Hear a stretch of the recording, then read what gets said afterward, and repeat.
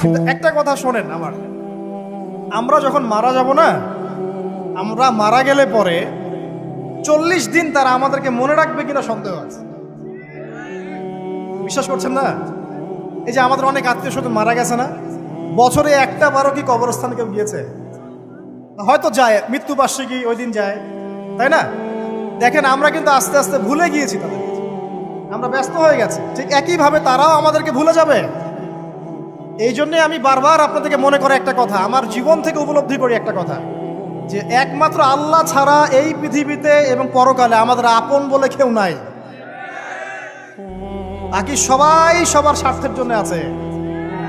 মানুষ মানুষের অবস্থানকেই মূল্যায়ন করে, মানুষ মানুষের অবস্থানকেই মূল্যায়ন করে। আল্লাহ রাব্বুল আলামিন আপনার ভিতরটাকে ভালোবাসেন। দেখেন আপনি যখন নামাজ পড়েন নাই, আল্লাহ পাক কিন্তু আপনাকে ধ্বংস করে দেন নাই। আল্লাহ পরম করুণাময় আপনাকে হেদায়েত দিয়ে নামাজি বানিয়ে দিয়েছেন। জীবনে অনেক পাপ করেছেন, ইনস্ট্যান্ট আল্লাহ পাক শাস্তি দিতে পারতেন, আল্লাহ পাক দেন নাই। আল্লাহ আপনাকে ভালোবাসেন, আল্লাহ আমাকে ভালোবাসেন। আল্লাহ পাকের এই ভালোবাসার ঋণটা শোধ করার জন্য হলেও নামাজি হয়ে যান, আল্লাহর পথে ফিরে আসেন, দিনের জন্য কিছু করেন, দিনের ফিকির করেন, পড়াশোনা করেন। প্রিয় ভাইরা, আল্লাহ পাক তৌফিক দান করুন। আপনার রিজিক কি আপনার হাতে না আল্লাহর হাতে? না, আমাদের রিজিক তো আমাদের হাতে। যে ব্যক্তি মনে করে রিজিক আল্লাহর হাতে, সে কি কখনো ঘুষ নিতে পারে? সে অন্যের সম্পদ আত্মসাৎ করতে পারে? সে অন্যের জমি সিজ করতে পারে? সে দুর্নীতি করতে পারে? সে সুদ খাইতে পারে? কেন খায়? কারণ সে মনে করে রিজিকের মালিক সে নিজেই। এগুলো করলে তার সম্পদ বাড়বে, না করলে সম্পদ বাড়বে না। এই কারণেই তো সে কাজগুলো করে। আর আমি খুব ভালোই বুঝি, অ্যাটলিস্ট আমি খুব ভালোই বুঝি যে এই কাজগুলো ব্যক্তিরা কেন করে। উত্তর শুনবেন? উত্তর হচ্ছে পরিবারের জন্য। কার জন্যে? পরিবারের জন্য। মা, বৃদ্ধ মা আছে দেখতে হবে, দুই বাবা আছে দেখতে হবে, স্ত্রী আছে। আর স্ত্রী মাশাআল্লাহ একদম ফ্যামিনিস্ট, তার চাহিদা পূরণ করতে তার হিমশিম খেতে হয়। হ্যাঁ, একটা শাড়ি নেবে 20,000, ঠিক আছে? স্ত্রীর চাহিদা অনেক, গহনাগাটির অনেক চাহিদা। আর না দিলে তো আবার সমস্যা, বাসায় গেলে তো মানসিক টর্চার সেলে রেখে দিবে। এখনকার বেশিরভাগ পুরুষই কিন্তু নির্যাতনের শিকার। এখনকার বেশিরভাগ পুরুষ কিন্তু নির্যাতনের শিকার। ম্যাক্সিমাম বাসায় গিয়ে দেখবেন টর্চার, এক একটা রিমান্ডের সেলের মতো, বুঝছেন? এবং এটা 7 দিন 5 দিন 7 দিনের রিমান্ড না, এটা লাইফ টাইম রিমান্ড, মানে পুরো জীবন ধরে রিমান্ড চলবে। তো এই যে সমস্যা, কার কার জন্য করি? পরিবার, সন্তান, পিতা মাতা, আত্মীয় স্বজন, এগুলোর জন্য। কিন্তু একটা কথা শোনেন আমার, আমরা যখন মারা যাব না, আমরা মারা গেলে পরে 40 দিন তারা আমাদেরকে মনে রাখবে কিনা সন্দেহ আছে। বিশ্বাস করছেন না? এই যে আমাদের অনেক আত্মীয় স্বজন মারা গেছে না, বছরে একটা বারো কি কবরস্থানে কেউ গিয়েছে? হয়তো যায়, মৃত্যুবার্ষিকী ওই দিন যায়, তাই না? দেখেন আমরা কিন্তু আস্তে আস্তে ভুলে গিয়েছি তাদের, আমরা ব্যস্ত হয়ে গেছি। ঠিক একইভাবে তারাও আমাদেরকে ভুলে যাবে। এই জন্যে আমি বারবার আপনাদেরকে মনে করে একটা কথা, আমার জীবন থেকে উপলব্ধি করি একটা কথা, যে একমাত্র আল্লাহ ছাড়া এই পৃথিবীতে এবং পরকালে আমাদের আপন বলে কেউ নাই। বাকি সবাই সবার স্বার্থের জন্য আছে। মানুষ মানুষের অবস্থানকেই মূল্যায়ন করে, মানুষ মানুষের অবস্থানকেই মূল্যায়ন করে। আল্লাহ রাব্বুল আলামিন আপনার ভিতরটাকে ভালোবাসেন। দেখেন আপনি যখন নামাজ পড়েন নাই, আল্লাহ পাক কিন্তু আপনাকে ধ্বংস করে দেন নাই। আল্লাহ পরম করুণাময় আপনাকে হেদায়েত দিয়ে নামাজি বানিয়ে দিয়েছেন। জীবনে অনেক পাপ করেছেন, ইনস্ট্যান্ট আল্লাহ পাক শাস্তি দিতে পারতেন, আল্লাহ পাক দেন নাই। আল্লাহ আপনাকে ভালোবাসেন, আল্লাহ আমাকে ভালোবাসেন। আল্লাহ পাকের এই ভালোবাসার ঋণটা শোধ করার জন্য হলেও নামাজি হয়ে যান, আল্লাহর পথে ফিরে আসেন, দিনের জন্য কিছু করেন, দিনের ফিকির করেন, পড়াশোনা করেন। প্রিয় ভাইরা, আল্লাহ পাক তৌফিক দান করুন। দেখুন, এই রিবা থেকে দূরে থাকার জন্য একটা হাদিস যথেষ্ট, যে 4 শ্রেণীর মানুষকে আল্লাহ রাসূল সাল্লাল্লাহু আলাইহি ওয়াসাল্লাম লাআনত করেছেন, অভিশাপ দিয়েছেন। ইনশাআল্লাহ আজকের লেকচার যাদের কানে যাবে, আমরা যদি না খেয়েও মরে যাই, আল্লাহ পাক না খেয়ে মারবেন না ইনশাআল্লাহ। রিজিক আছে, খাবো ইনশাআল্লাহ।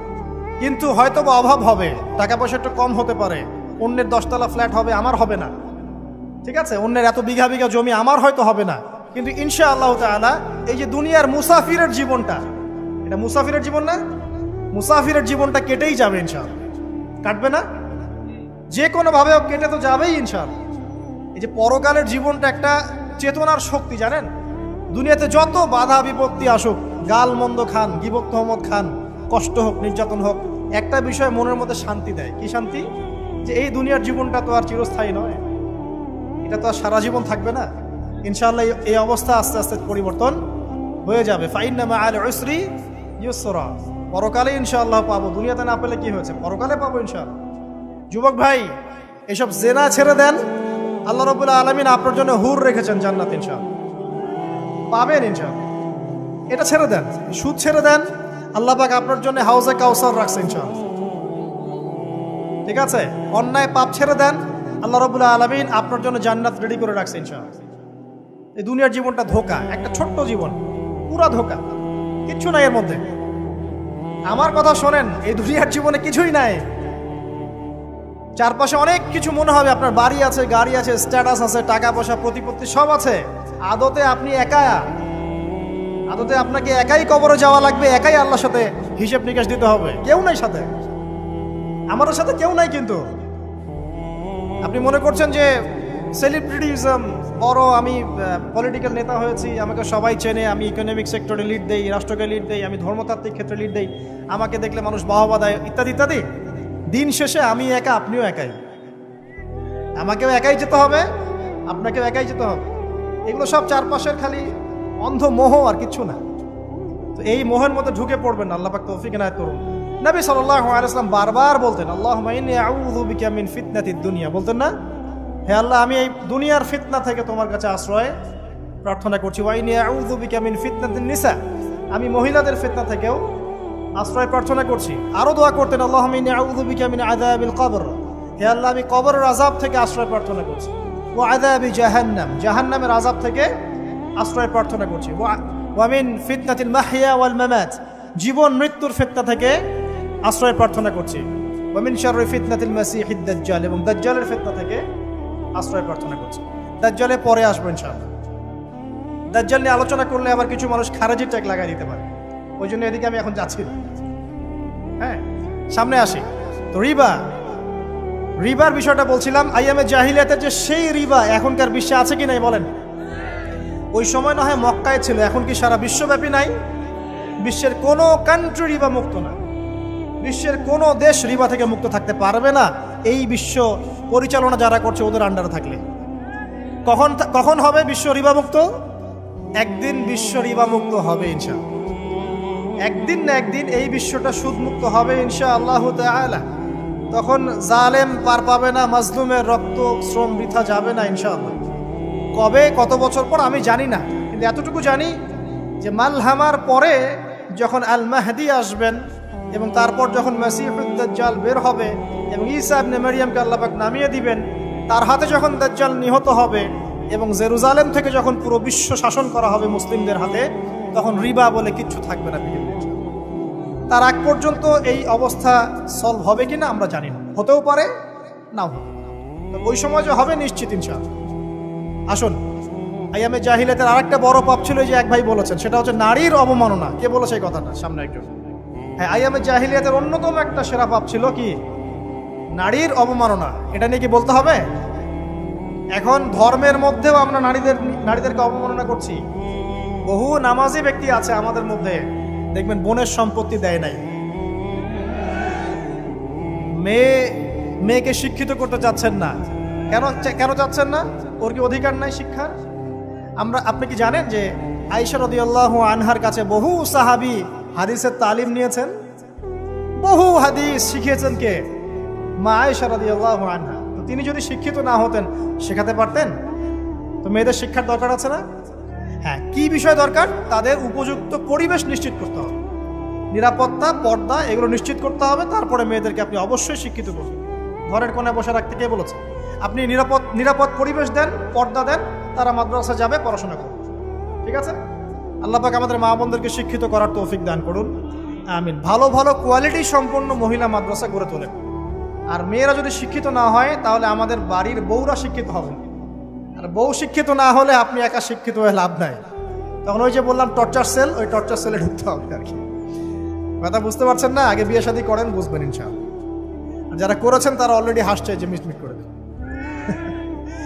ঠিক আছে? আচ্ছা, সামনে আসেন। দেখেন মেয়েদের অবমাননা কিভাবে দেখাবো। সবচেয়ে বড় অবমাননা হচ্ছে ওদের দেহটাকে আমরা এখন পণ্য বানিয়েছি। এই যে পর্নোগ্রাফি দেখেন, এই মেয়েগুলোর ইজ্জতের কোনো দাম নাই। মানে তাদের দেহটাকে একটা ব্যবসার সামগ্রী বানানো হয়েছে। এবং আমি একটা লেকচার দিয়েছিলাম ঢাকায়, নীল দর্পণ, দেখবেন অনলাইনে আছে। ওখানে আমি স্ট্যাটিস্টিক দেখিয়েছি যে সারা বিশ্বে এই যে আমেরিকায় শুধুমাত্র $12 বিলিয়ন ব্যবসা করে পর্ন নিয়ে। এটা একটা ব্যবসা, একটা ইন্ডাস্ট্রি। যেমন ফিল্ম ইন্ডাস্ট্রি আছে, তারপরে গানের ইন্ডাস্ট্রি আছে না, এরকম একটা ইন্ডাস্ট্রি হচ্ছে এই পর্ন ইন্ডাস্ট্রি। এখানে সবাই অ্যাক্টর অ্যাক্ট্রেস, এরা হচ্ছে অভিনেতা অভিনেত্রী। এখানে যা দেখানো হয় এগুলো কিন্তু রিয়েল না, বাস্তব না, সব ফেক। বুঝতে পারছেন না কথা? এগুলো অভিনয়, এগুলো ফেক। এবং এটা একটা ইন্ডাস্ট্রি, এর মধ্য দিয়ে মেয়েদের দেহটাকে পণ্য বানিয়ে সারা বিশ্বে ব্যবসা করছে। এবং এর একটা অন্যতম উদ্দেশ্য হচ্ছে মুসলিম যুবকদের ঈমান যেন নষ্ট করা যায়। কারণ মুসলিম যুবকদের ঈমান চলে গেলে তারা নিশ্চিন্ত যে ওদের পথে আর কেউ বাধা নাই। কারণ ওদের এই জুলুমের পথে বাধা যদি কেউ দিতে পারে তাহলে কারা দিবে? মুসলিমরা। আর মুসলিমদের মধ্যে সবচেয়ে শৌর্য বীর্য কাদের মধ্যে থাকে? যুবকদের মধ্যে। যুবকদের ঈমান যদি চলে যায় তাহলে এদের আর কোনো সমস্যা নাই। তো এই বিষয়টা খেয়াল করবেন যে এটা একটা ইন্ডাস্ট্রি। সো এখানে আমরা মেয়েদের দেহটাকে আমরা কি বানিয়েছি? পণ্য বানিয়ে দিয়েছি। আর এখন তো চলছে কাপড় খোলা সংস্কৃতি। প্রত্যেকটা সেক্টরে আপনি গিয়ে দেখবেন মেয়েদের ইজ্জত, সম্মান, আব্রুটাকে উন্মুক্ত করে এটাকে দিয়ে আমরা বিজনেস করছি। আর এটা একটা বিজনেস। যেখানে সমাধান কি? সমাধান আয়েশা রাদিয়াল্লাহু আনহা। সমাধানকে সমাধান ফাতিমা রাদিয়াল্লাহু আনহা। সমাধানকে সমাধান খাদিজা রাদিয়াল্লাহু আনহা। আমাদের মা, আমাদের বোন, আমাদের স্ত্রীদেরকে তাদের মতো করে মানুষ করতে হবে, গড়ে তুলতে হবে ইনশাআল্লাহ। দেখবেন নারীর সত্যিকারের সম্মান নিশ্চিত হবে ইনশাআল্লাহ। ইসলাম কি কখনো বলেছে যে মেয়েরা কাজ করতে পারবে না, পড়াশোনা করতে পারবে না ইত্যাদি? এই নাস্তিকরা তো ঠুনকো যুক্তি দিয়ে আক্রমণ করে। কে বলেছে সমস্যা? এমন ইসলামিক স্টেট আছে যেখানে একটা স্টুডিও, মনে করি স্টুডিও, ছবি তোলা হয় কথার কথা, সেখানে সব কর্মী মহিলা, কোনো পুরুষ নাই। একটা মাদ্রাসা, সমস্ত কর্মী মহিলা, কোনো পুরুষ নাই। একটা স্কুল, সবাই মহিলা, কোনো পুরুষ নাই। ওখানে মেয়েরাই পড়ে, মেয়েরাই শেখায়। জায়েজ না জায়েজ বলেন?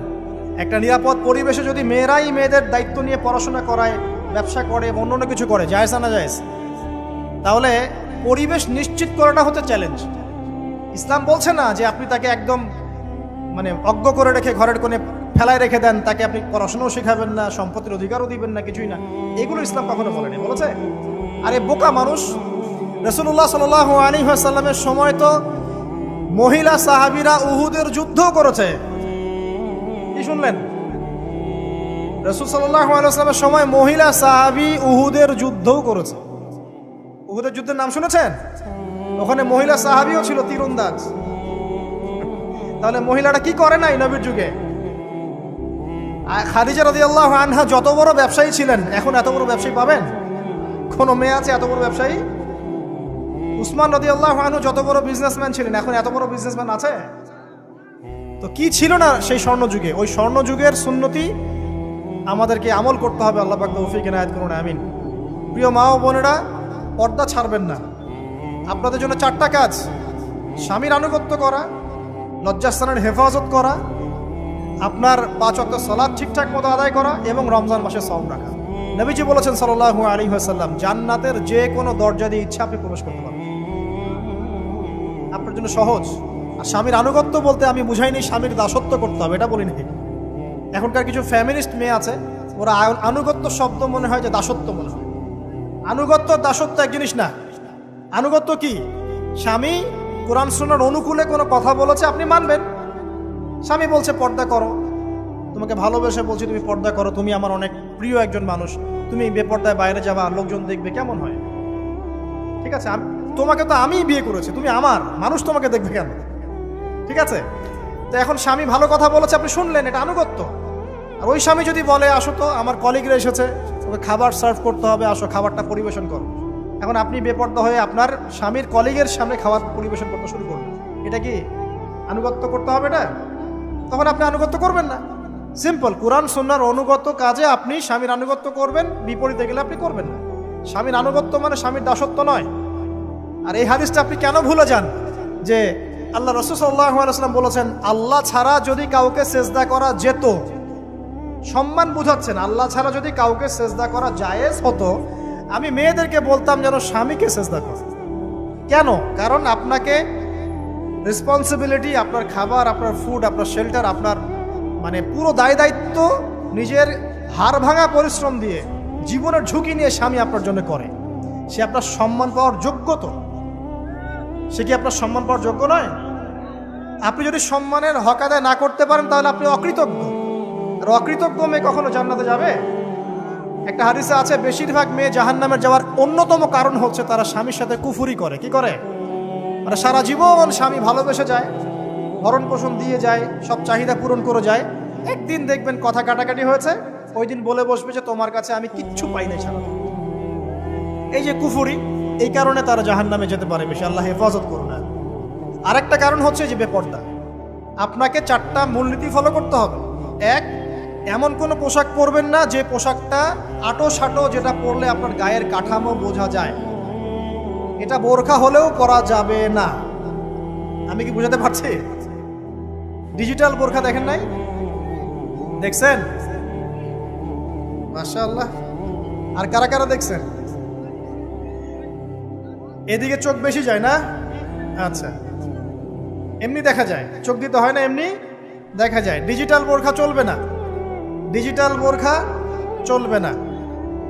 আমার মত, এটা আমি মত দিচ্ছি, আমি আল্লাহর রাস্তায় সময় দিয়েছি অনেক দিন, এবং এখানে যে পর্দাটা শেখানো হয় এরকম পর্দা আমি অন্য কোথাও দেখিনি। এত চমৎকার পর্দা শেখানো হয়। কারা কারা সময় লাগিয়েছেন? 3 দিন 7 দিন সময় দিয়েছেন কারা কারা? বেশিরভাগই দেন নাই। সমস্যা নাই, দিতে হবে। আমি বাধ্যতামূলক বলিনি আপনাকে, বলেছি এখানে পর্দা শেখানো হয়, চমৎকার পর্দা শেখানো হয়, যে এখানে চোখটা পর্যন্ত তাদের ঢেকে রাখার তালিম দেওয়া হয়। যাই হোক, যেখানেই শেখেন অ্যাটলিস্ট পর্দাটা শিখলেই হলো। এমন পোশাক হবে না যেই পোশাকটা আটো সাটো, যেটা পরে আপনার গায়ের কাঠামো বোঝা যায়। 2 নম্বরে, এমন পোশাক পরা যাবে না যেই পোশাকটা পরলে বাহির থেকে ভিতরের অঙ্গ দেখা যায়। দেখেছেন? দেখেন নাই? দেখছেন হুজুর? আচ্ছা, আপনারা তো সব দেখেন দেখি। তারপরে 3 নাম্বার, এমন পোশাক পরা যাবে না যেটা অমুসলিমদের সাথে সাদৃশ্য আছে। কথা বুঝতে পারছেন? অমুসলিমদের ধর্মীয় বিষয়ের সাথে সাদৃশ্য আছে এমন পোশাক মুসলিম মেয়েদের পরা যাবে না। এর মানে এই নয় যে অন্য ধর্মকে আপনি আক্রমণ করবেন, এটাও নয়। যে যার ধর্ম তাদের স্বাধীনতা মতো পালন করবে। মুসলিমরা বাধা দিবে? দিবে না। মুসলিমরা দাওয়াত দিতে পারে। কি করতে পারে? দাওয়াত দিতে পারে যে ভাই, যে লা ইলাহা ইল্লাল্লাহর কনসেপ্ট আপনাকে বুঝাচ্ছি, আল্লাহ ছাড়া কোনো মাবুদ নাই, মুহাম্মদ সাল্লাল্লাহু আলাইহি ওয়াসাল্লাম সর্বশেষ রাসূল, এই কোরআন পড়ুন, হাদিস পড়ুন, দেখুন এটাই হচ্ছে মানবতার মুক্তির সনদ। এরপর যদি সে ইসলাম কবুল করে আলহামদুলিল্লাহ, যদি না করে এর হিসাব কে দিবে? সে নিজে দিবে। এর হিসাব কি আমাকে দেওয়া লাগবে? দেওয়া লাগবে না। তো অমুসলিমদের সাথে সাদৃশ্য আছে এমন পোশাক চলবে না। আর 4 হচ্ছে, পুরুষরা মেয়েদের পোশাক পরতে পারবে না, মেয়েরা পুরুষদের পোশাক পরতে পারবে না। জি, আপনাদেরকেই বলছি, আপনারা জিন্স পরতে পারবেন না, মেয়েদেরকে বলছি, এবং টি শার্ট পরতে পারবেন না। আপনারা ওই যে যা ইচ্ছা তাই ড্রেস পরে বলবেন যে 1000 বছরের সভ্যতা সংস্কৃতি, এসব বাজে কথা চলবে না এখানে। এটা 1000 বছরে কোনোদিনও আমাদের দাদা নানিরা এগুলা কখনো পরে নাই। করছে? আপনার দাদি কখনো এরকম পরছিল শাড়ি? তো যে বললো 1000 বছর থেকে পরে আসতেছে নাকি? সুবহানাল্লাহ। তো এখানে বিষয়টা হচ্ছে, পুরুষ মেয়ের পোশাক পরতে পারবে না, মেয়ে পুরুষের পোশাক পরতে পারবে না। আমি খুব সংক্ষিপ্ত করে আপনাকে কোরআন সুন্নাহ থেকে 4টা মূলনীতি বলে দিলাম। এই 4টা মূলনীতি কোরআনেও আছে, হাদিসেও আছে। আসেন, এই যে নারীর অবমাননা, এই বিষয়টা আইয়ামে জাহিলিয়াতে যেমন ছিল, এখন দেখবেন আরো বড় পরিসরে এসেছে। আসে নাই? এই যে ফ্যাশন শো, দেহের প্রদর্শনী, বিভিন্ন ফিল্মস দেখবেন, ফিল্ম ইন্ডাস্ট্রিজে দেখবেন, মিউজিকে দেখবেন, পর্নে দেখবেন, মেয়েদের দেহটাকে নিয়ে ব্যবসা করা হচ্ছে। আগে তো না হয় কন্যা সন্তান হলে জীবন্ত পুঁতে ফেলতো নাকি? এখন যদি গর্ভের বাচ্চা মেয়ে জানে, অনেকে আগেই মেরে ফেলে। বোঝেন নাই মনে হয়? অনেকে যদি জানে যে গর্ভে মেয়ে সন্তান আছে, আগেই মেরে ফেলে। এমন অনেক দেশ আছে, আমি নাম বলছি না দেশের সঙ্গত কারণে, যে সেই দেশে এরকম মেয়ে সন্তানকে এই যে খালাস করে ফেলার, নষ্ট করে ফেলার, ভ্রূণ নষ্ট করার আলাদা ক্লিনিক আছে, আলাদা হসপিটাল আছে। বলে নাউজুবিল্লাহ। তো আসলে ওই 1450 বছর আগের মানুষটা বেশি বর্বর ছিল না আমরা বেশি বর্বর? এই যে অধিকারের কথা বলে বলে আমরা মেয়েদের দেহটাকে নিয়ে এখন মস্করা করছি, তামাশা করছি। সবচেয়ে সেরা অধিকার কোথায় পাবে? কোরআনে পাবে, হাদিসে পাবে, ইসলামে পাবে।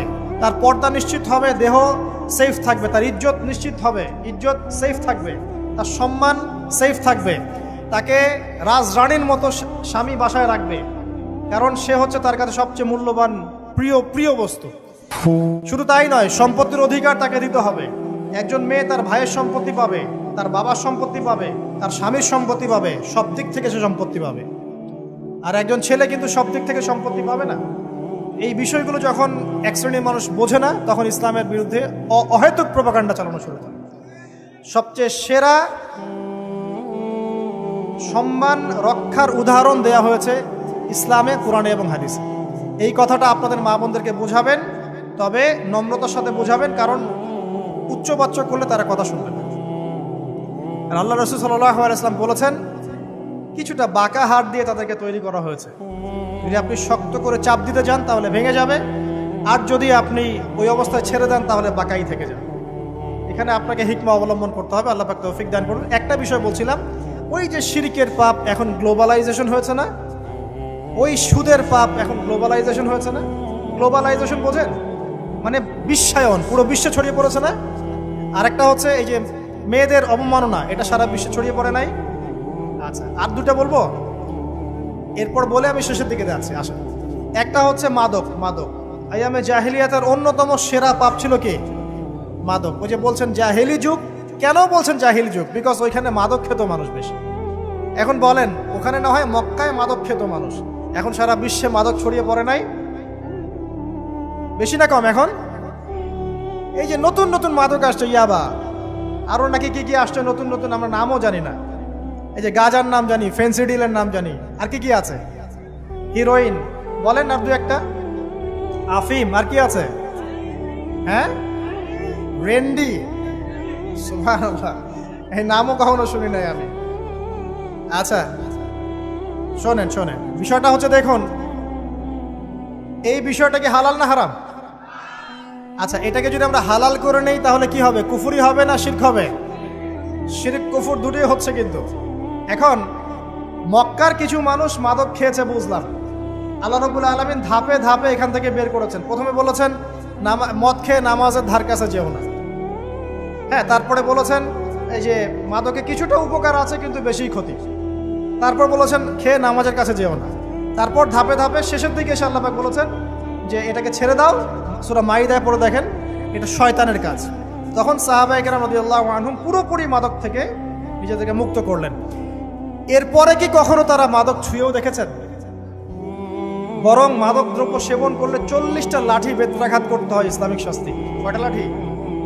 আর উমর রাদিয়াল্লাহু আনহুর সময়ে 40 লাঠিকে বাড়িয়ে 80 লাঠি করা হয়েছে। কত লাঠি?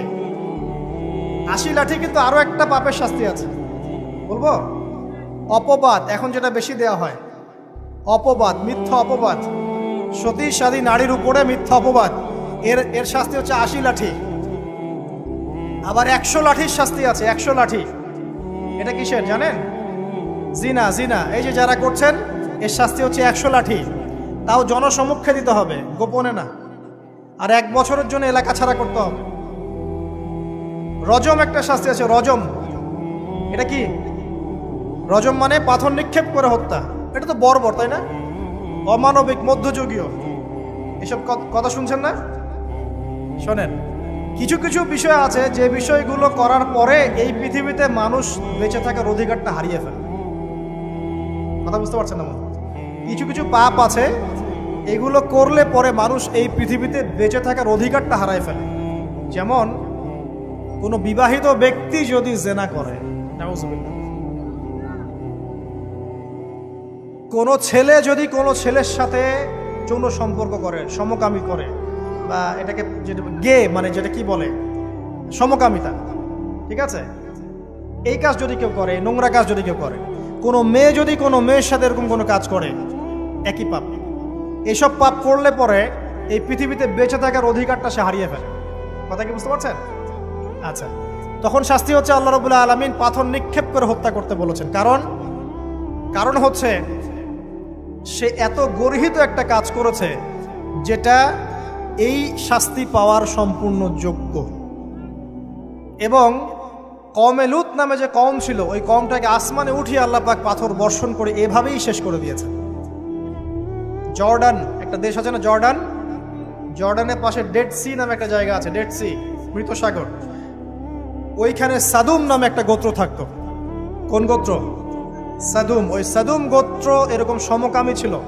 আল্লাহ রাব্বুল আলামিন লূত আলাইহিস সালামকে পাঠিয়েছিলেন, তারা হেদায়েতের বাণী শোনে নাই। আল্লাহ পাক ওদেরকে আসমানে উঠিয়ে পাথর নিক্ষেপ করে উল্টা দিকে দাফন করে দিয়েছে।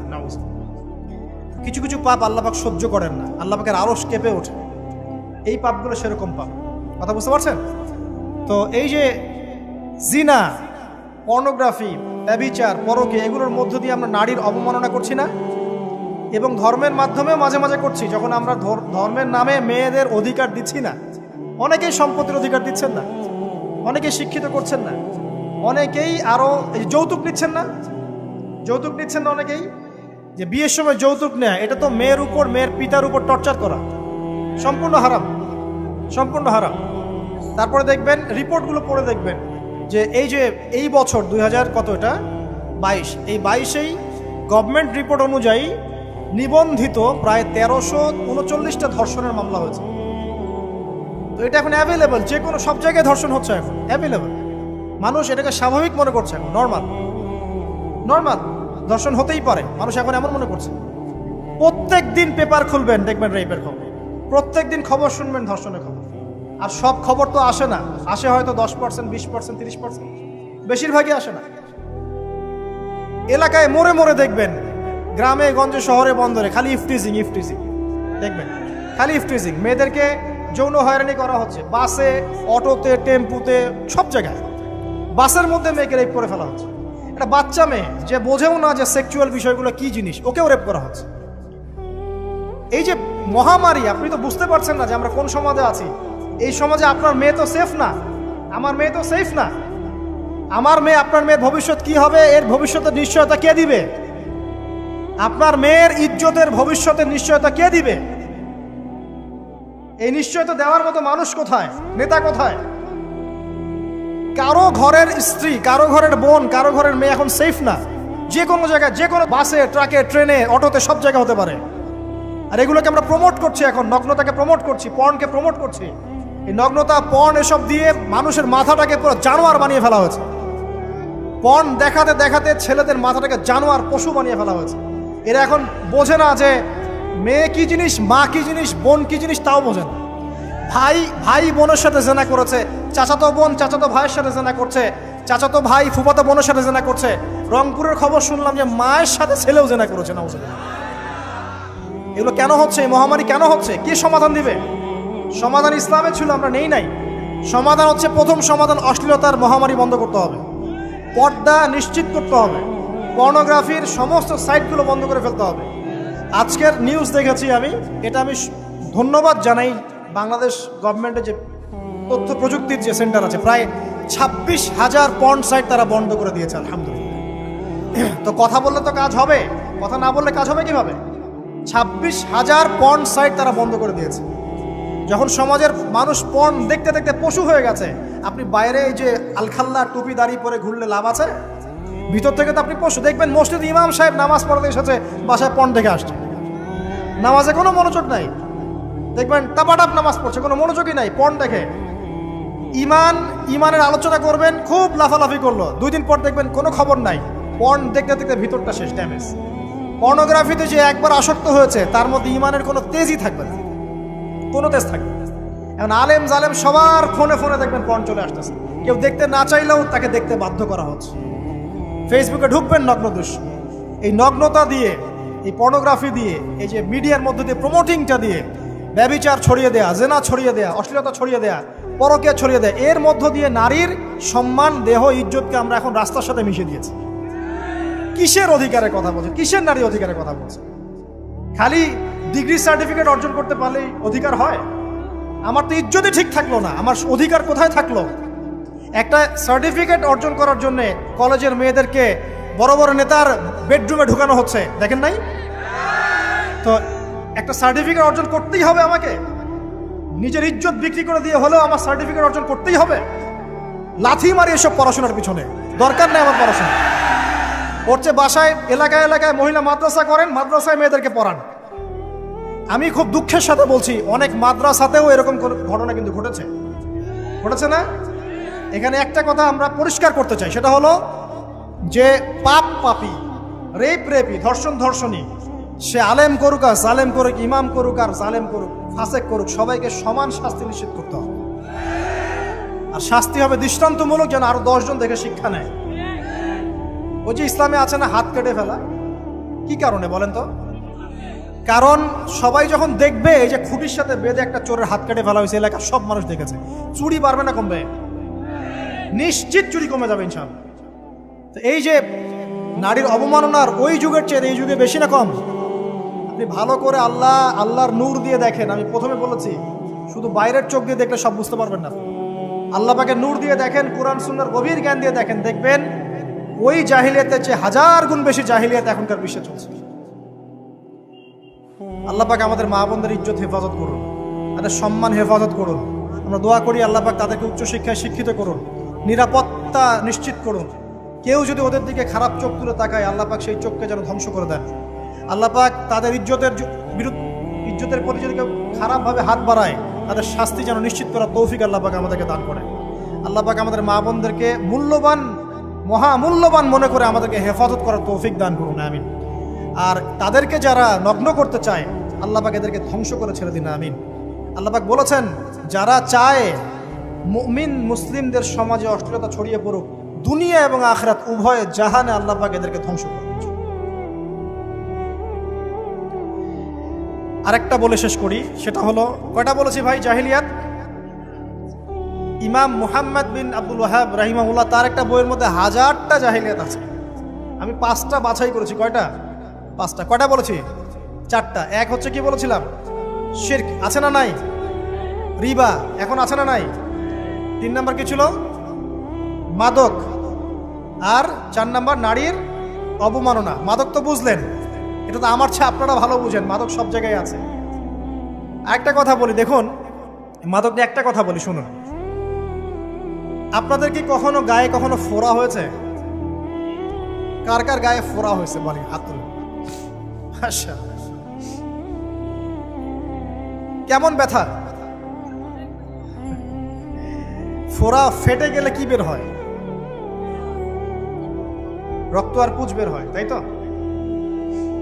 তো নবী সাল্লাল্লাহু আলাইহি ওয়াসাল্লামকে সাহাবীরা পরে জিজ্ঞাসা করলেন, ইয়া রাসূলুল্লাহ, কোন পাপের কারণে তাদেরকে এই শাস্তি দেওয়া হচ্ছে? নবী করিম সাল্লাল্লাহু আলাইহি ওয়াসাল্লাম বললেন, তাদেরকে এই শাস্তি দেওয়া হচ্ছে একটা পাপের কারণে, সেটা হলো মাদক দ্রব্য সেবন করা। আর ওই পানীয়টার নামও নবীজি বলে গেলেন, তার নাম হচ্ছে তিনাতুল খাবাল। কি নাম? তিনাতুল খাবাল। এই তিনাতুল খাবাল মানে জাহান্নামীদের রক্ত এবং পুঁজ, এটা খেতে দেওয়া হচ্ছে মাদকদ্রব্য সেবনকারীদের জন্য। আল্লাহ রাসূল সাল্লাল্লাহু আলাইহি ওয়াসাল্লাম বলেছেন, কোনো ব্যক্তি যদি মাদক সেবন করে, তার 40 দিনের নামাজ কবুল হবে না। সে যদি আবার তওবা করে ফিরে আসে, আল্লাহ পাক মাফ করে দেবেন ইনশাআল্লাহ। যদি আবারও মাদক খায়, আবার 40 দিনের নামাজ কবুল হবে না। তারপর যদি আবার তওবা করে, আবার আল্লাহ মাফ করে দেবেন ইনশাআল্লাহ। তারপর যদি আবার মাদক খায়, আবার 40 দিনের নামাজ কবুল হবে না। তারপর যদি আবার তওবা করে, আবার আল্লাহ মাফ করে দেবেন। তারপরে যদি আবার মাদক খায়, তখন আল্লাহ রাব্বুল আলামিন তাকে তিনাতুল খাবাল পান করেন। প্রিয় ভাইরা, আপনারা মুসলিম না? আমরা মুসলিম না? মুসলিম যুবকদের সবচেয়ে সেরা অস্ত্র হচ্ছে ঈমান এবং নৈতিকতা। অন্যরা জাহিলিয়াতের স্রোতে ভেসে যাক, মুসলিম তরুণরা কখনো জাহিলিয়াতে যাবে না ইনশাআল্লাহ। আমার সাথে ওয়াদা করেন যে কোনো প্রকার মাদক দ্রব্যের সাথে সংশ্লিষ্ট থাকবেন না। একটা সিগারেটেও কখনো টান দিবেন না, কারণ সিগারেটটা কি? সিগারেট আপনাকে আস্তে আস্তে অন্য মাদকের দিকে নিয়ে যাবে। সিগারেট খাওয়া শিখেছিস, এখন গাঁজাও খা। গাঁজা খাওয়া শিখলে এখন ওটা খা, এই করতে থাকে। এক পর্যায়ে আপনি এখান থেকে আর বের হতে পারবেন। এখানে আপনার দেহের ক্ষতি, আপনার মস্তিষ্কের ক্ষতি, আপনার পরিবারের ক্ষতি। এমন আপনি যদি পরবর্তীতে গিয়ে পরিবার গঠন করতে চান, আপনি সুখী পরিবারও গঠন করতে পারবেন না, কারণ ভিতর থেকে আপনি নিজেকে শেষ করে ফেলছেন। দুইটা ভয়ঙ্কর পাপের কথা বলে দেই। এই 2টা পাপে যারা আসক্ত হয়ে আছে, তারা তওবা করে ফিরে আসলে পরেও সারা জীবন তাদেরকে এটা সাফার করতে হবে। কথা বুঝতে পারছেন না? তওবা করে ফিরে এসেছেন মনে করেন, তারপরেও আপনাকে সারা জীবন এই পাপের ফলটা ভোগ করতে হবে। এক, মাদকদ্রব্য দীর্ঘদিন সেবন করেছেন, তওবা করেছেন, ফিরে এসেছেন, আল্লাহ হয়তো মাফ করে দিয়েছেন, আল্লাহ পাক মাফ করে দিয়েছেন, বাট আপনি আপনার দেহের যে ক্ষতিটা করে ফেলেছেন এটা পোষাতে পারবেন না। এক নাম্বার। দুই, তখন আপনি যদি বিয়ে করেন আপনি স্ত্রীকে সন্তুষ্ট করতে পারবেন না। হ্যাঁ। দুই নাম্বার হচ্ছে এই যে গোপনে যুবকরা যে পাপটা করে, মাস্টারবেশন, যেটাকে আমরা বলি হস্তমৈথুন, এই পাপ যেসব যুবকরা করছে বা করে, এবং অ্যাভেলেবেল এই পাপটা সবাই করে, কারণ এখন পর্নের যুগ, পর্ন দেখলে তো আর কোনো উপায় নাই, তখন তো এই পথেই যেতে হচ্ছে, নিজের উপরে নিজেকে জুলুম করতে হচ্ছে। যারা হস্তমৈথুন অভ্যস্ত হয়ে গেছে, এরা যদি তওবা করে ফিরেও আসে, শরীরের যে ক্ষতিটা হয়েছে এটা পূরণ হবে না। দেখেন, আমার মতো বয়সে, আমার চেয়ে প্রায় 10 বছর বয়স আগেই তারেক বিন জিয়াদ স্পেন জয় করেছিল। আমার যে বয়স এখন চলছে 30 পার হয়ে গেছে, এর চেয়ে আরও প্রায় 10 বছর আগে মুহাম্মদ বিন কাসিম এই সিন্ধু জয় করেছিল। এখন যে ইসলাম আপনি ভোগ করছেন এটা তাদের ফল, তাদের এই জিহাদের ফল। তো এখন আমাদের এই যে 20 বছর 30 বছরের যুব সমাজের দিকে তাকায় দেখেন, একবার তাকায় দেখেন, চেহারাগুলো একটু দেখেন, চেহারা দেখেন, এক একটা চেহারা দেখেন, চেহারায় নূর নাই, নষ্ট হয়ে গেছে, নামাজ নাই, চোখগুলো বসে যাচ্ছে, কারণ সারা রাত জেগে থাকছে। ওই যে টিকটক টিকটক টিকটক সারা রাত, হ্যাঁ সারা রাত ফোনে, সারা রাত গল্প গুজব। রাত্রেবেলা দেখবেন, রাত্রেবেলা শহর যেন জীবিত হচ্ছে, রাত্রেবেলা ক্যারাম খেলে, রাত্রে লুডু খেলে, রাত্রে এটা করে, রাত্রে সে, সারাদিন ঘুম, সারাটা দিন ঘুম। আপনি কি জানেন সারা রাত কে জেগে থাকে, সারাদিন কে, সারা রাত কে ঘুমায় আর সারা দিন কে জেগে থাকে? সারা রাত জেগে থাকে কুকুর এবং সারাদিন ঘুমায় কুকুর। আর দেখবেন আপনি বিড়ালকে দেখবেন, ও কিন্তু রাত্রে ঘুম এবং দিনের বেলা সে অ্যাক্টিভ। পাখিকে দেখবেন, পাখি সন্ধ্যা হলো একদম ঘরে, যেই সূর্য ডুববে পাখি একদম ঘরে, দেখেন না, পাখি ঘরে। আর যেই ফজর হবে পাখি বের হয়ে গেল। আর আল্লাহ রাসূল সাল্লাল্লাহু আলাইহি ওয়াসাল্লাম হয়তো বা এই কারণেই, আল্লাহ ভালো জানেন, তিনি বলেছেন এমন কিছু মানুষ জান্নাতে যাবে যাদের মনটা হবে পাখির মতো। সুবহানাল্লাহ। দেখেন পাখি কি করে, একদম সন্ধ্যা হলো ঘরে ঢুকে গেল, যেই ফজর হবে একদম ফজরের আগে আগে সে বের হয়ে গেল। তো পাখির মতো হওয়ার চেষ্টা করে, পাখির মতো লাইফস্টাইলে আসে, এবং সে সারাদিন পরিশ্রম করে রিজিকের জন্য, করে না? আল্লাহ পাক পাখিকে রিজিক দেন কি চাকরির মধ্য দিয়ে না ব্যবসার মধ্য দিয়ে? কিভাবে সে রিজিক পায়? তাওয়াক্কুল, তাওয়াক্কুল, আল্লাহর প্রতি তাওয়াক্কুল। আর তাওয়াক্কুল করে কি সে ঘরে বসে থাকে না রিজিক সার্চ করে, রিজিক তালাশ করে? আপনিও রিজিক তালাশ করেন, আল্লাহ পাক রিজিক দিবে ইনশাআল্লাহ। প্রিয় যুবক ভাইরা, আল্লাহর ওয়াস্তে তওবা করেন। যারা যারা মাদকদ্রব্যের সাথে সংশ্লিষ্ট আছেন বা থাকার সম্ভাবনাও ছিল, এর ধার কাছেও যাবেন না, ওয়াদা করছেন তো? এবং গোপন পাপে লিপ্ত হবেন না, গোপন পাপে লিপ্ত হবেন না। আপনি যৌবনকে ধরে রাখেন, ইনশাল্লাহ দেখবেন আপনি সারা জীবন এনজয় করতে পারবেন। কিন্তু যদি এখন নিজেকে শেষ করে ফেলেন, এখন নিজেকে শেষ করে ফেললে আপনি বিয়ে করলে পরেও দেখবেন আপনি পস্তাচ্ছেন। ওই যে কলিকাতা হারবালে যেতে হবে, মডার্ন হারবালে দৌড় দিতে হবে। আর সব হারবাল টারবাল খেয়ে লাভ হয় না। কারণ কি? কারণ আল্লাহ প্রদত্ত যে নেয়ামত সেটা আপনি নষ্ট করে ফেলেছেন, এখন এইটার আপনি ক্ষতিপূরণ দিতে পারবেন। অতএব জীবনটাকে সিরিয়াসলি নেন। মুসলিম তরুণ যুবকদেরকে উদ্দেশ্যে বলছি যে আপনারা কায়িক পরিশ্রম করেন, কায়িক পরিশ্রম করেন। 5 ওয়াক্ত সালাতটা আল্লাহর ওয়াস্তে নামাজে মসজিদে এসে পড়েন। বেশি কিছু করতে বলছি না ভাই, আমার কথা শোনেন, বেশি কিছু করতে বলছি না। আল্লাহর ওয়াস্তে 5 ওয়াক্ত নামাজটা মসজিদে পড়েন, পারবেন না? আচ্ছা, ডেইলি 10টা পৃষ্ঠা করে কোরআন তেলাওয়াত করেন, পারবেন? আল্লাহ তৌফিক দান করুন। ডেইলি 2-4 টাকা করে সদকা করেন, পারবেন?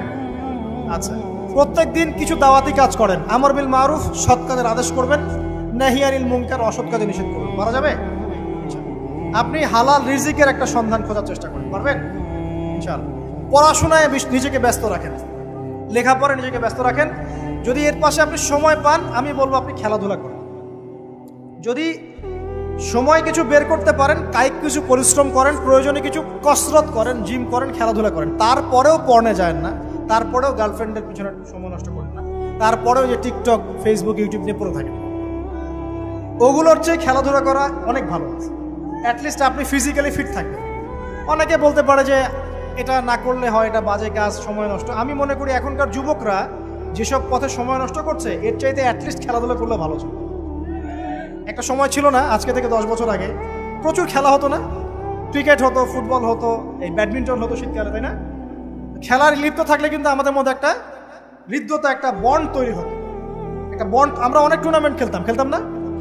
এখন দেখবেন কিচ্ছু নাই, সব বন্ধ, খালি ফোন, সারাদিন কি ফোন। এটা আরও কি ডেঞ্জারাস না?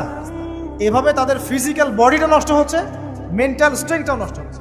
এর চেয়ে বরং তারা যদি কোনো কসরত করে এটা অনেক ভালো হবে, এটা আমার মত।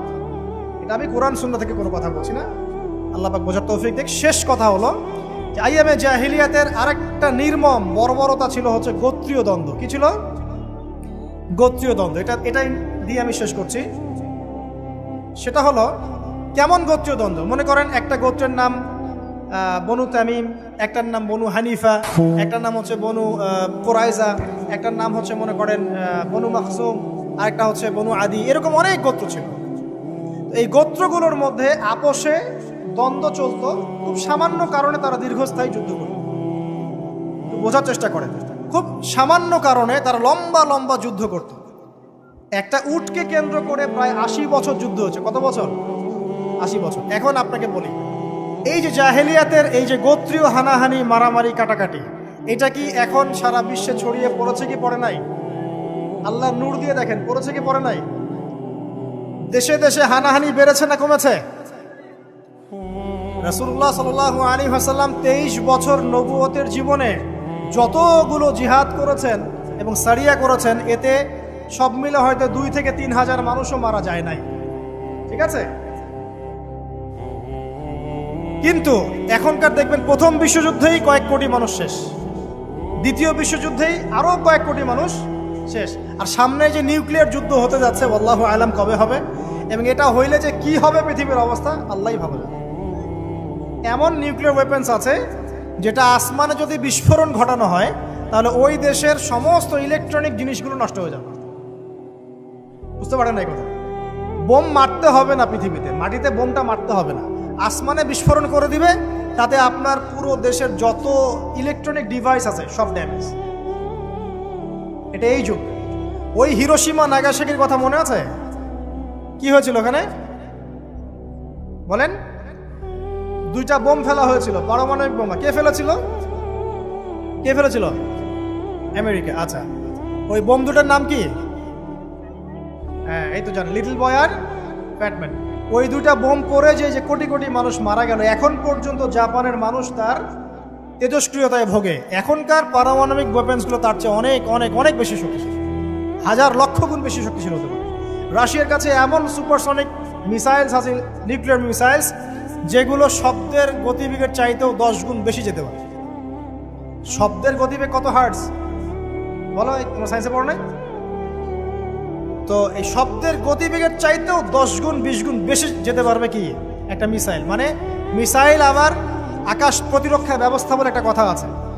আকাশ প্রতিরক্ষা ব্যবস্থায় ওই মিসাইলগুলোকে ডিফেন্ড করে দেওয়া যায়, ধ্বংস করে দেওয়া যায় আকাশেই। ওই প্রতিরক্ষা ব্যবস্থাও ধরতে পারবে না কত জোরে মিসাইল যাচ্ছে। এবং সেই রাশিয়াকে উস্কে দিচ্ছে এখন পশ্চিমারা, ফেলো একটা বোম, ইউক্রেনে একটা বোম ফেলো খালি। ও যদি একটা ফেলেই দেয় তখন দেখবেন পশ্চিমারা সবাই মিলে আবার যুদ্ধে নেমে যাবে, পুরো ব্যাসাকার হয়ে যেতে পারে। আল্লাহু আলাম, আল্লাহ ভালো জানেন। তবে এটা সময়ের ব্যাপার মাত্র যে বিশ্বে একটা ভয়ঙ্কর প্রলয়কারী কিছু একটা হতে যাচ্ছে। বলবো যে ভবিষ্যৎবাণী করে বেড়াচ্ছে। ভবিষ্যৎবাণী করি নাই, আপনার বর্তমান সম্পর্কে জ্ঞান নাই বলেই বর্তমানকে আপনার ভবিষ্যৎ মনে হয়। বর্তমান সম্পর্কে আপনি অজ্ঞ বলেই বর্তমানের জ্ঞানটাকে আপনার কাছে ভবিষ্যৎ মনে হচ্ছে।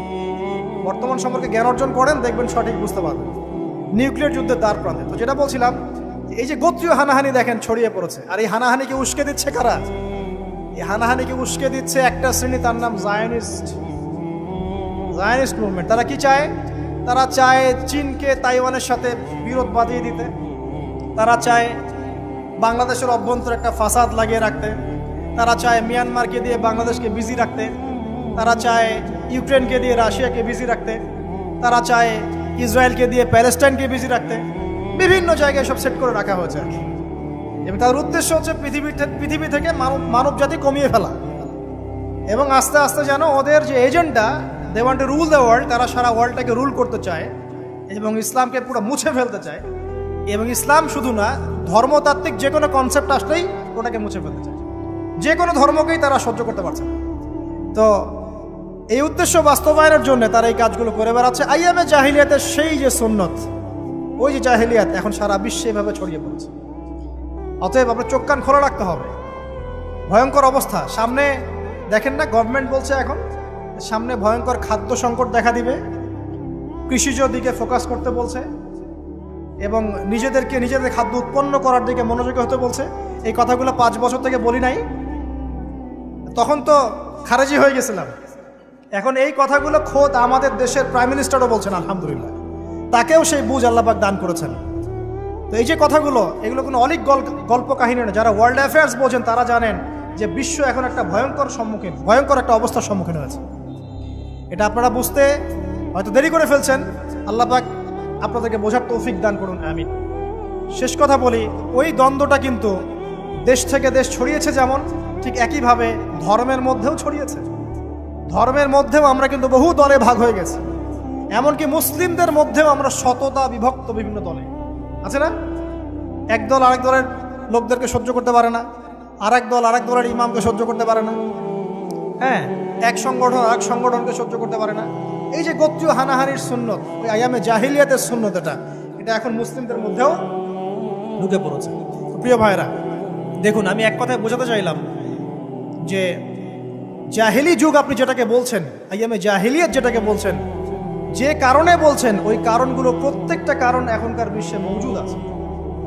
শুধুমাত্র স্বল্প পরিসরে না, এখন বড় পরিসরে মজুদ আছে। অতএব আপনাকে যদি আইয়ামে জাহিলিয়াতুল আকবার বলে কোনো বিশ্বকে রিকগনাইজ করতে হয়, তাহলে এখনকার বিশ্বকে করতে হবে। অতএব এই ওয়ার্ল্ড অ্যাফেয়ার্সটাকে বোঝেন, জাহিলিয়াতটাকে বোঝেন। এই জাহিলিয়াত থেকে উত্তরণের জন্যে সমাধান কে দিয়েছিল বলেন? ইসলাম কি সমাধান দেয়নি? ইসলাম সমাধান দিয়েছে, কোরআন সমাধান দিয়েছে। রাসূলুল্লাহ সাল্লাল্লাহু আলাইহি ওয়াসাল্লাম 23 বছরের মধ্যেই সমস্ত জাহিলিয়াতকে দূর করে দিয়েছেন, দেন নাই? বলেন, 23 বছর পর কি মক্কায় শিরক ছিল?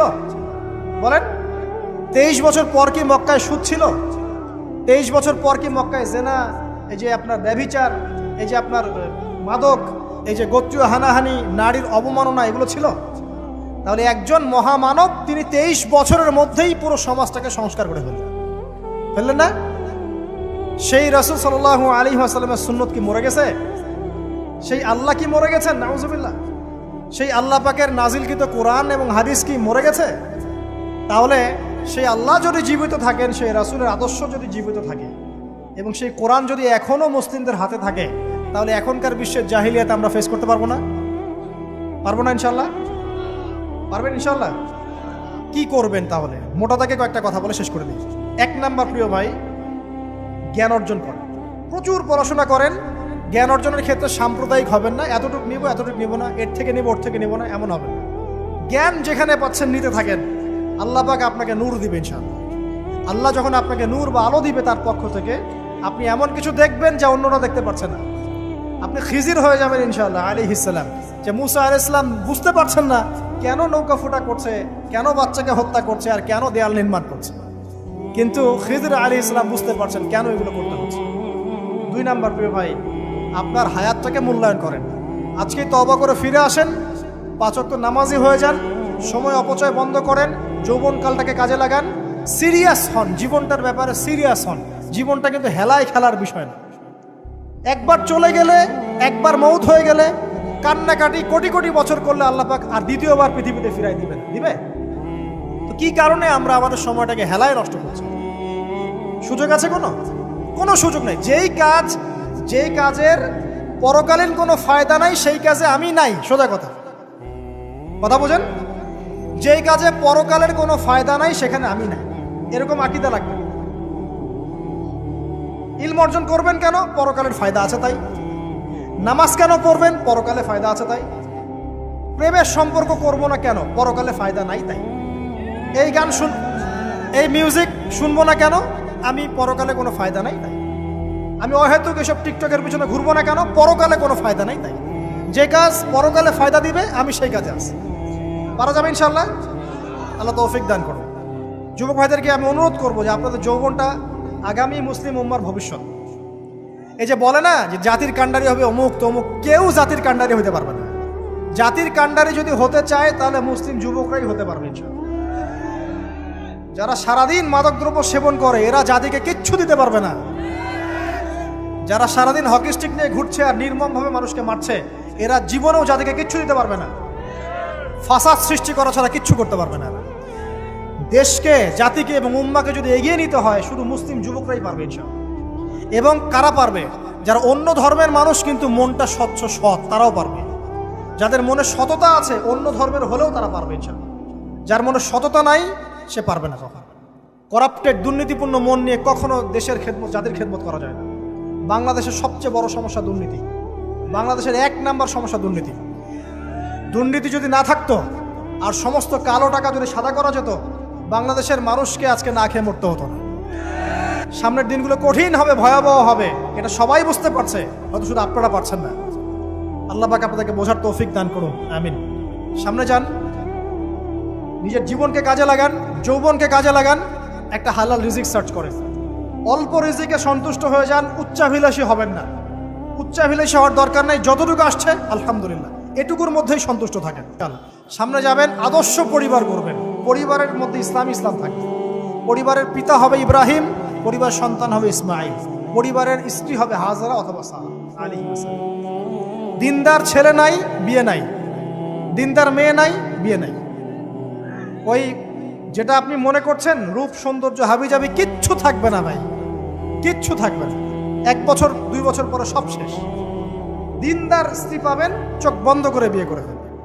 আর দিনদার স্বামী পাবেন, বিয়ে করে ফেলবেন। আমার স্বামী কত বড় ব্যাংকের চাকরি করে, কত বড় ডিগ্রি, কত বড় সার্টিফিকেট, এটা পরের ইস্যু।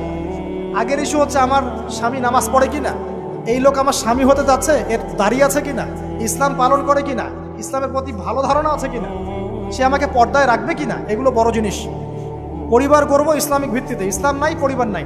এমনকি পরিবার গড়ার পরেও যদি দেখেন যে পরিবারের সদস্যদেরকে বোঝাতে বোঝাতে আপনি ক্লান্ত হয়ে যাচ্ছে, পরিবারের সদস্যদেরকে দিন বোঝাতে আপনি ক্লান্ত, কিছুতেই দিন বুঝতে চায় না, আপনি আসহাবুল কাহাফ হয়ে যান, তাও ভালো। বুঝেন নাই? আপনি নিজের চটকায় তেল দেন, ওটা বাদ দেন, ওর কবরের হিসাব ওর উপর ছেড়ে দেন, আপনি ইব্রাহিম হয়ে যান, আপনি আসহাবুল কাহাফ হয়ে যান, তাও ভালো। ইসলাম নিয়ে কোনো কম্প্রোমাইজ নাই। পরিবারের সদস্যরাও যদি আল্লাহর পথে চলার ক্ষেত্রে প্রতিবন্ধকতা সৃষ্টি করে, বাদ দিয়ে দেন, দরকার নেই। আল্লাহর জমিন প্রশস্ত, আল্লাহর জমিন প্রশস্ত, আল্লাহর রিজিক প্রশস্ত ইনশাআল্লাহ। আল্লাহ পাক উত্তম আরো কিছু দিবেন আপনাকে ইনশাআল্লাহ। খেয়াল রাখবেন, পরিবারের মধ্যে ইসলাম থাকতে হবে। এখানে কিন্তু আপনাকে কেউ বাধা দিবে না, এর কর্তা আপনি নিজেই। আল্লাহ পাক তৌফিক এনায়েত করুন, আমিন। পাশাপাশি সৎ কাজের আদেশ করেন, অসৎ কাজে নিষেধ করেন। মুসলিম উম্মার মধ্যে ঐক্যের চেষ্টা করেন, বিভক্তি সৃষ্টি করবেন। সবার মধ্যে ভালো জিনিস আছে, নিয়ে নেন, খারাপগুলো ছেড়ে দেন। এমন কোনো সংগঠন বা দল বা জামা নাই যার 100%ই পরিশুদ্ধ, এমনটা কোনো নেই, কোথাও নেই। সবার মধ্যেই কিছু না কিছু ভুল থাকবেই, কিছু না কিছু ফল্ট থাকবেই। ওই ফল্টগুলোকে নিয়ে যদি আপনি পড়ে থাকেন আর কাদা ছড়াছড়ি করতে থাকেন, কাজ হবে না। এখন এই যুগটা সেই যুগ না। এটা কি সাহাবীদের যুগ যে চুল ছেঁড়া বিশ্লেষণ করতে হবে? এখন কি খেলাফা কায়েম আছে? সাহাবীদের যুগে খেলাফা কায়েম আছে, ইসলামিক অর্থনীতি কায়েম আছে, ইসলামিক রুলিংস চলছে। তখন সূক্ষ্ম সূক্ষ্ম বিষয় নিয়ে সাহাবীরা একে অপরের সাথে কনফ্লিক্টে যাচ্ছে, মত পার্থক্য হচ্ছে। আর এখন তো কিছুই নাই, এখন আপনি ওই ছোটখাটো বিষয় নিয়ে পড়ে আছেন, বড় বিষয়ের তো খোঁজ নাই এখন। আল্লাহ পাক আমাদেরকে বোঝার তৌফিক এনায়েত করুন, আমিন। সামনে এগিয়ে যাবেন এবং দিনের জন্য কিছু করার চেষ্টা করুন। আপনার জান, আপনার মাল, আপনার সময় শ্রম দিয়ে ইসলামের জন্য কিছু করে যাওয়ার চেষ্টা করেন। কিছু না পারেন একটা এতিমখানা করেন, একটা মাদ্রাসা করেন, একটা মসজিদ করেন, ঠিক আছে, একটা সামাজিক সংগঠন করেন, একটা কি বলবো, আপনি যদি পলিটিক্সও করেন, কোনো সমস্যা নাই, কিন্তু এটাকে ভালোর দিকে নিয়ে আসেন, ন্যায়ের দিকে নিয়ে আসেন। দুর্নীতি, অন্যায় বাদ দেন, অন্যের ক্ষতি করা বাদ দেন, অন্যের গীবত তোহমতের সংস্কৃতি বাদ দেন, ভালো কিছু করেন, সামাজিক কাজ করেন, মানবতার কাজ করেন। আপনি যদি লিখতে পারেন লিখেন, বলতে পারলে বলেন। আপনি কিচ্ছু করতে পারেন না, অ্যাটলিস্ট আপনি ইসলামপন্থীদেরকে সাপোর্ট দেন, আপনার সম্পদ দিয়ে, আপনার অর্থ দিয়ে সাপোর্ট করেন। কিচ্ছু করতে পারছেন না, কিছুই করার ক্ষমতা নাই, নিজেকে নিয়ে ব্যস্ত থাকেন, আগুন উস্কে দিয়েন না। মনে করেন আপনার কিছু করারই ক্ষমতা নাই, কোনো যোগ্যতা নাই, ঠিক আছে, আপনি চুপ থাকেন, অ্যাটলিস্ট আপনি আগুন উস্কে দিয়েন, নিজেকে নিয়ে ব্যস্ত থাকেন, আপনি আপনার কাজ করেন। আল্লাহ পাক আমাদের সবাইকে দিনের জন্য কিছু করার তৌফিক দান করুন, আমিন। আর সবশেষ কথা হচ্ছে যে বর্তমান অর্থনীতি, সমাজনীতি, বিশ্ব ওয়ার্ল্ড পলিটিক্স, এগুলো খুব ভালো করে পড়াশোনা করুন, করে কোরআন সুন্নাহর সাথে মেলাবেন, আখিরুজ্জামানের হাদিস এবং আয়াতগুলোকে স্টাডি করেন, সমসাময়িক প্রেক্ষাপটের সাথে এই পরিস্থিতিগুলো মেলানোর চেষ্টা করেন, দেখবেন আপনার চোখ আল্লাহ খুলে দেবে ইনশাআল্লাহ। এবং ইনশাআল্লাহ আযজা ওয়া জাল আপনি এমন কিছু সলিউশন যাদের সামনে উপস্থাপন করতে পারবেন যেটা আর 10 জন পারছে না ইনশাআল্লাহ। সর্বপ্রথম কথা, ব্যক্তিকে পরিশুদ্ধ করি, আত্মশুদ্ধি অর্জন করি, আল্লাহর হুকুম আহকামগুলো পালন করি, পরিবার গঠন করে হালাল রিজিক সার্চ করি। এরপরে আমি দিনের জন্য কিছু করার চেষ্টা করি। যদি আল্লাহ পাক আমাকে আরও বেশি যোগ্যতা দেন, তখন আরও বড় পরিসরে দিনের খেদমত করার তৌফিক আল্লাহর পক্ষ থেকে চেয়ে নেই। আল্লাহ পাক কবুল করবেন ইনশাআল্লাহু আযজা ওয়া জাল।